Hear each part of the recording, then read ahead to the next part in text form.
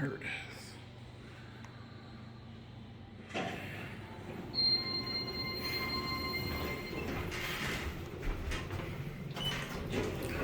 Alright, this will be the elevator at Chandler-Ullmann Hall, something like.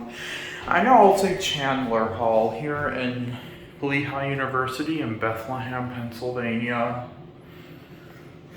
3.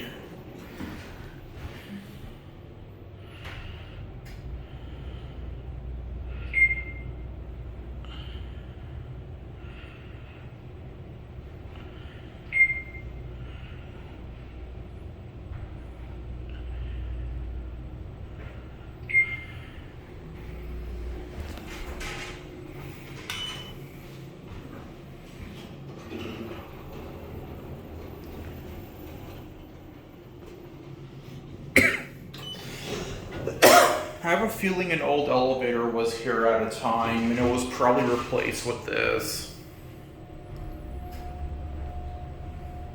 This college seems to have a bunch of vintage elevators, but like 98% of the buildings are locked, which really sucks, but what can I do?